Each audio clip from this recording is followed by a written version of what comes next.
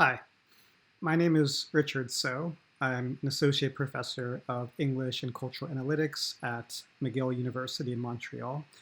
Today I'm going to be introducing and talking about some work I've been doing in the computational study of culture and the arts. Before I get going, though, I just want to first thank David, Carey, and Simon for inviting me to the Institute and giving me the chance to talk to all of you. I think this institute is really a great thing. And I've long felt that a bottleneck in terms of this field of cultural analytics expanding, growing, and thriving comes down to training, that a lot of people want to learn how to use these methods, but there aren't a lot of opportunities to retrain. So again, I just want to underscore that I think this institute's really a great thing. And before I get started, I just also want to mention that the goal of my talk is not to either make the polemical case for the use of data in the humanities. I'm just going to presume that if you're enrolled in this course that you are already in part convinced of the affordances of data for studying culture and history. And also, I'm not going to be really getting to the nitty-gritty technical aspects of this work. Rather, my goal is to provide an example of the kind of work that you can do that is, to me, compelling, interesting, and significant, to give you a roadmap, or just, again, one example of the kinds of work you could be motivated to do once you complete your training, which I also think is important, that you have models for the kind of work that you can do moving forward. So the title of this presentation today is How Does a Pandemic Become a Story?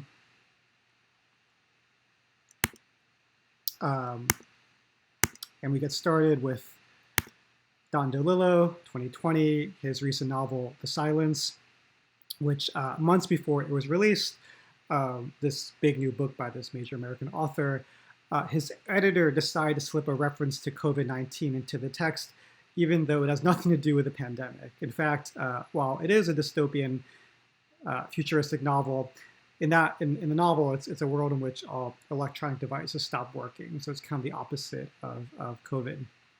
And predictably, DeLillo rejected this intrusion. He removed this reference. He was not happy. And he went on record to say somebody else could have decided that it made it more contemporary, this reference. But I said there's no reason for that. So continuing, his resistance has become standard amongst contemporary literary authors, writers of serious fiction. And they believe the job of fiction is not to interpret and narrate the world in real time, but to later reflect on and historicize the great crises of the past. So we see this in a recent, back then, a recent op-ed by Orhan Pamuk, the Nobel Prize-winning Turkish writer, as well as the uptick in interest in novels like Albert Camus' The Plague. And the idea is that these major works of fiction can teach us something about the pandemics of the past, and they might be useful for the present. And of course, with this fairly sizable canon of major pandemic novels, we have then literary scholars interpreting and making sense of these novels. And from these works of scholarship, there has emerged several important theories of pandemics, representations of pandemics. So Priscilla Wall has what she calls the outbreak narrative, a formulaic plot that begins with the identification of an emerging affection, including discussions of the global networks throughout which it travels, and so forth. And perhaps more directly relevant even for COVID is Elizabeth Utka's research on Spanish flu stories, where these novels written in the wake of that pandemic, the 1917 to 1919 Spanish flu, figure the event as a kind of spectral trauma, lacking a distinct plot or clearly defined human agents, etc. So we also have a canon of theories of pandemic narratives, how humans tell stories of pandemics after the pandemic has occurred. So here I want to set up a contrast that we have what we can call official retrospective culture, serious works of film and novels, versus mass user-generated culture that we see, say, on the internet.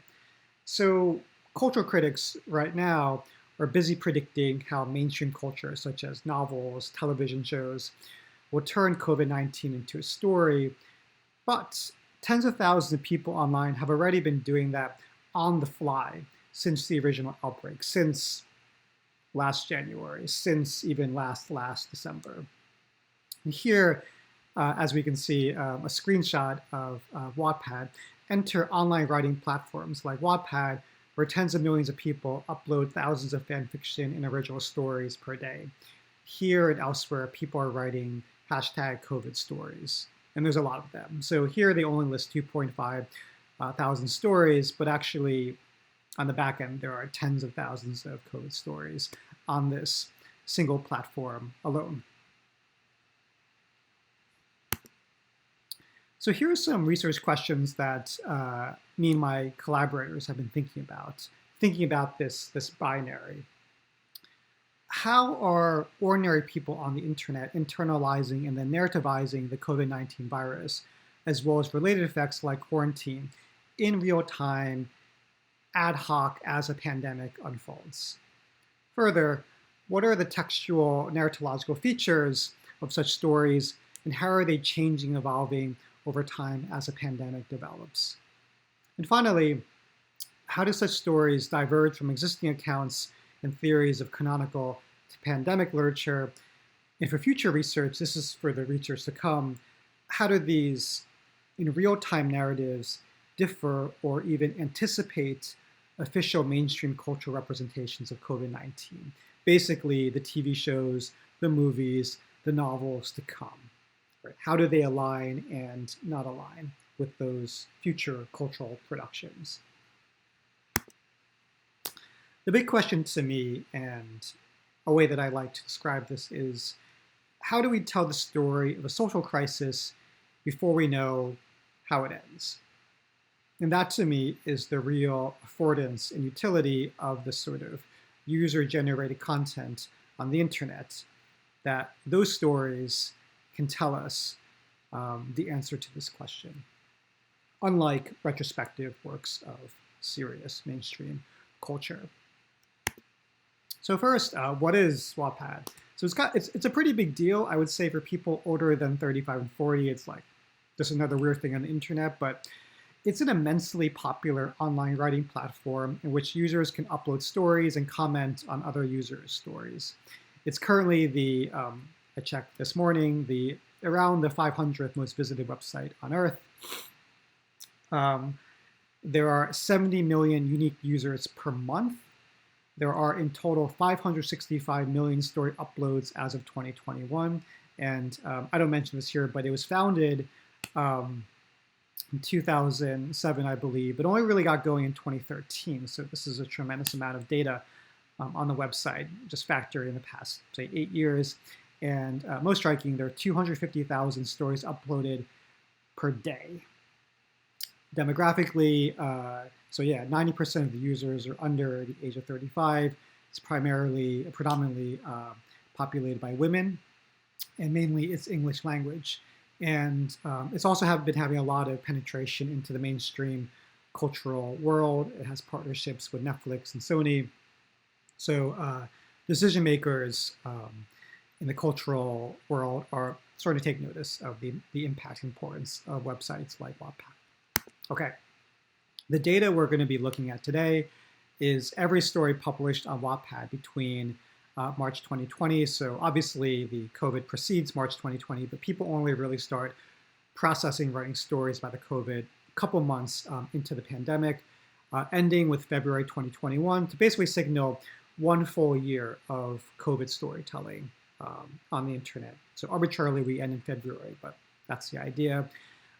Every story tagged with COVID, COVID-19, or coronavirus, just so we know that we're dealing with stories that users identify as explicitly in their mind about the pandemic. This gave us in total 2,000 unique stories, about 800 unique authors, and approximately 20,000 chapters. And it's really the chapter unit that's often the most important for these stories. Online writers think about their stories in terms of chapters. So a lot of chapters, about 20,000. Okay, so before we even get to a kind of model, a way to model these stories, we want to run some very simple, shallow analysis of basic corpus patterns. So the first thing, obviously, not a really great graph, but basically what I want to show you is the distribution of the publication of these stories over time on the website. And the main thing that we can see is that there's really an uptick in the spring when the pandemic's really starting to blow up, and then a decrease in a kind of plateau by the fall. And you can see this on the left side, the graph. So there's a kind of arc to a kind of uptick, explosion, and then a kind of regression to a plateau, a mean, of stories that we reach by the winter of 2020 leading into early 2021. Other basic patterns we've noticed are 40% of COVID authors are totally new to the website. They only joined Wattpad after the start of the pandemic. Presumably, they joined the website in order to tell a story about COVID.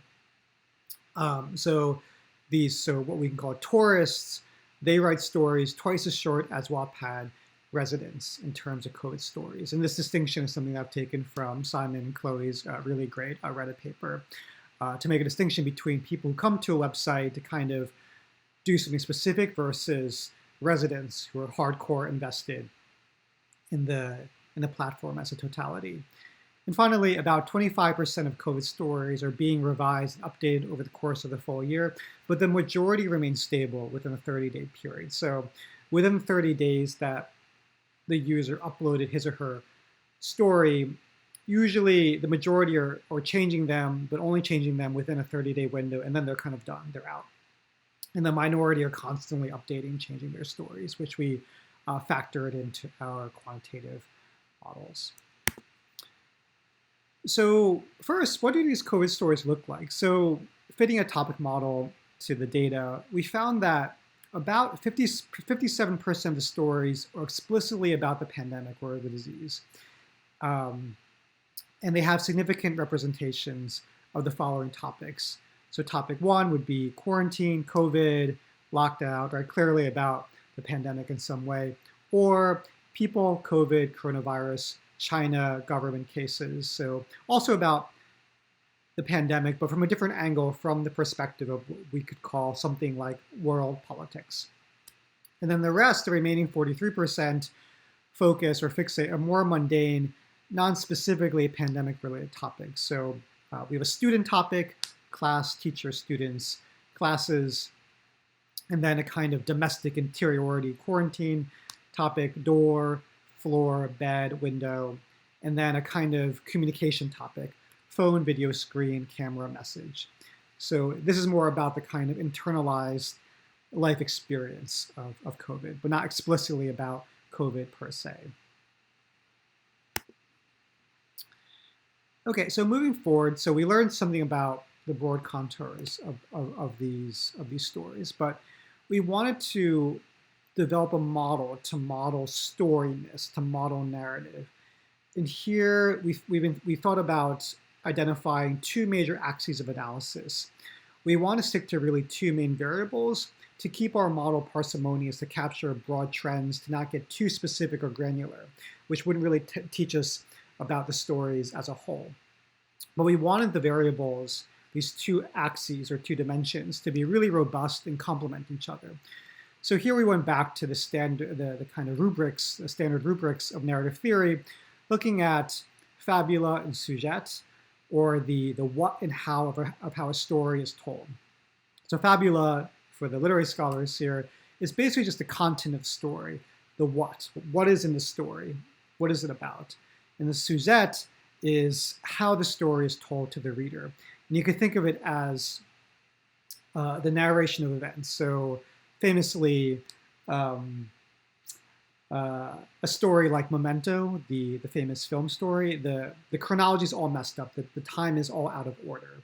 And that's to increase the dramatic effect of the story. So that relates to the sujet, how the story, the sequence of events how they are structured and ordered for the reader or the viewer. And narrative theorists really think of these are the two major axes of storytelling. Okay, so to give you an example of axis one, Fabula, it's a binary variable. It's a 0 or 1 value.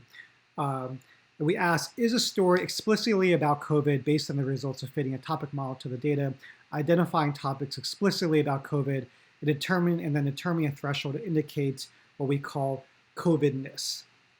And here on the left is an example of what the model will identify as an explicit reference to COVID, where this story would score high on our binary variable, probably a 1 in terms of indicating COVIDness in terms of its fabula.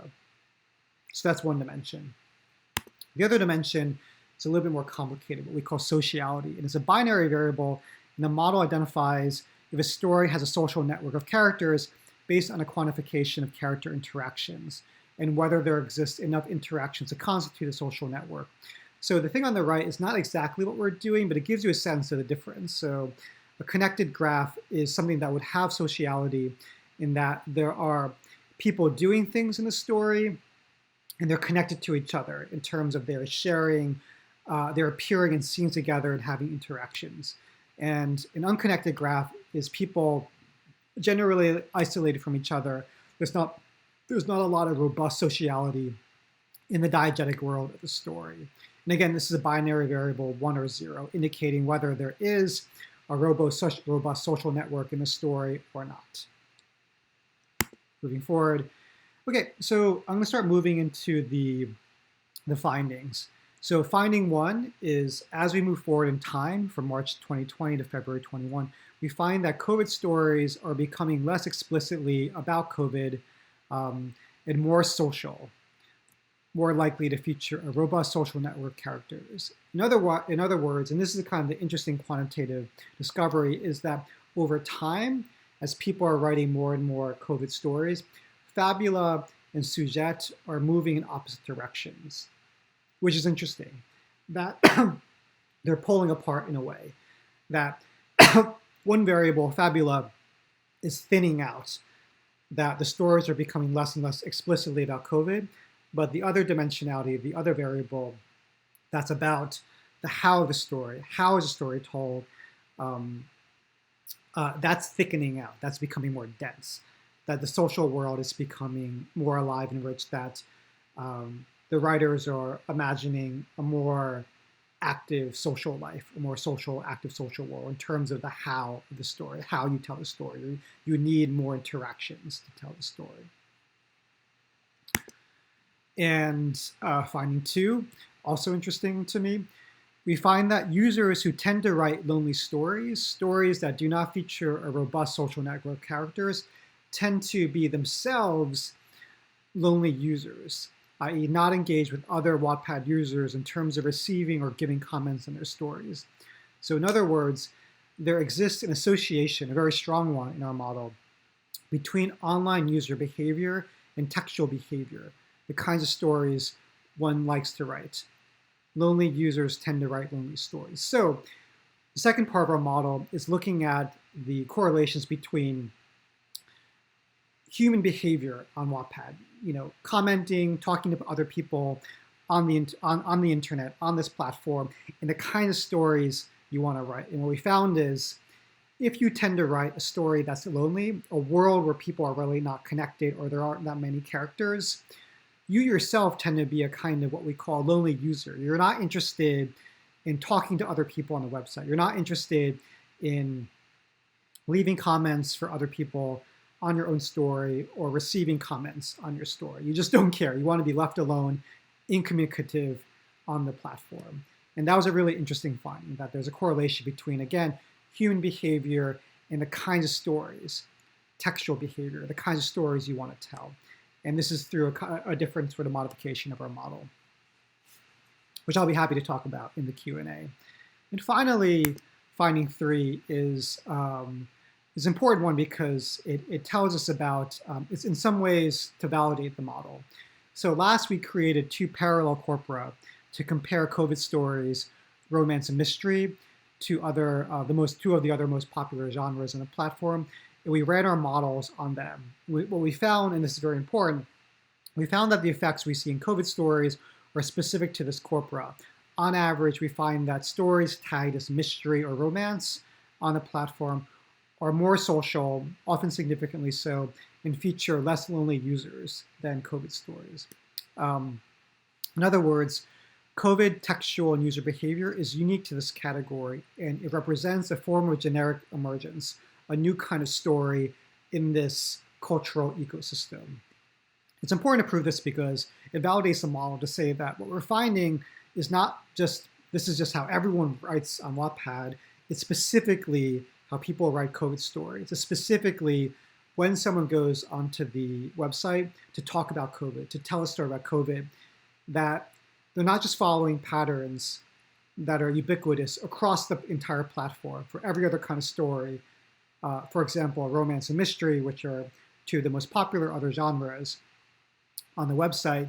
It's really specific, again, to writing COVID stories. Okay, and then moving forward, as a last step in our analysis, we decided to close read several exemplary texts, broken down in some of our categories. So say low COVID score, high social score, high COVID score, high social, etc., just to see what these stories are actually about. And the graph on the other side of the screen is pretty noisy, but what it allows us to do is isolate outliers. So I can't really do this with the mouse, but some of the dots are really far from the others, and those really indicate the presence of the categories like, say, networkedness, like social robustness, at a really intense extreme. And those are the texts you want to close read because they illuminate the pattern, the category, in its most pronounced state. So this is how we move from distant reading to close reading through scatter plots like these that show us the outliers that, again, represent the patterns we're interested in its extreme form. So again, this is where we move from distant reading to close reading. And these are the results that we found also to be interesting. Early COVID stories focus more on simply reporting information and facts. Information becomes a stand-in for plot-human interactions, but this changes over time. As more is known about the virus, sociality and human connections return. And the second finding that we discovered through our close reading is, as time progresses, COVID writers begin to grasp towards more familiar templates for stories, particularly fan fiction. As users internalize COVID-19, they become more comfortable returning to the genres they've always known. They call this the restoration of genre. So the first effect that we see is a kind of move from information stories to social stories. And the second effect that we find is the reclamation, the restoration of genre, especially fan fiction, in terms of writing stories about COVID. And here we do a kind of fun close reading of one of those outlier dots on the scatter plot that we showed, and it results in a really interesting close reading that I don't have time to really go into right here, but it's a really fun fan fiction story based on it's a work of fan fiction based on this movie called Songbird, which is actually about the pandemic. So coming to the end now. Here, I want to talk about the big picture. So what does this teach us? So any work that you do should teach us something new about literary, cultural, historical, media studies. It should teach us something new. And some of the research questions that this work is addressing is, first, how does a new genre of literary and writing emerge within a contemporary cultural ecosystem defined by limited IP, limited numbers of characters like Marvel, Avengers, generic regularity, a form of what Mark McGurl calls neoliberal customer service, right? People just want stories based on stuff they already know. Avengers, Harry Potter, Game of Thrones, right? So how do you create a new genre, a new kind of story in this world defined by so much regularity and predictability? Also, it tells us something about the changing nature of the literary in the platform age. It's growing indistinction. This is a term from my colleague Arti Vadi, in terms of the collapse of different modes of writing, fiction versus fact, right? And the big one that I find most important today in this kind of age of misinformation is this collapse between fictionality and non-fictionality. And last, something I find also really interesting comes down to learning. How do you learn how to do things on the internet? How do online users internalize traumatic social events and transform them into stories via feedback, community, as well as isolation? How are thousands of people online learning how to tell a story about COVID? How did they learn to internalize, express their feelings, their thoughts about COVID in a storytelling format? In our research, we believe, are providing insights and novel discoveries in response to these three research topics and problems. In terms of big picture methodologically, thinking about, where is cultural analytics going? Where is the really exciting cutting edge work happening? And this is what we want to do for this project. So the first thing is, we believe that there's a growing turn in this field towards more sophisticated language models, particularly narratology and narrative theory, modeling the tension between Fabula and Sujet, the what and how of stories, and also the importance of character representation in the interaction of narrative units. So, say, mapping out a social network in a bunch of stories. And the other big thing that I'm particularly interested in is the importance of modeling users and readers. And what I would call inevitable behavioral turn in cultural studies, drawing from important work in cognitive science and behavioral economics, so Richard Thaler, Tversky and Kahneman, Nobel Prize-winning research in the social sciences regarding human decision-making. Why do people do stuff on the web? Why do people write and read what they write and read on the internet? To me, it's a massive, important question. We spend so much time on the internet writing and reading things, but we don't know why, right? Why do people spend millions of hours writing and reading conspiracy theories? Why do we spend so much time watching TV shows on Netflix? What are the political, social, economic consequences for humans spending so much time on the internet writing and reading things? We don't know much about that. And I think that's a really important question for us as researchers in this field. Okay, so have reached the end of my time. I just want to say this is based on a paper that we just finished this week by myself, Hoyt Long at University of Chicago, and my graduate student at McGill, Caitlin Todd, called Stories on Demand. It will be published somewhere someday soon, we hope. It's currently under review.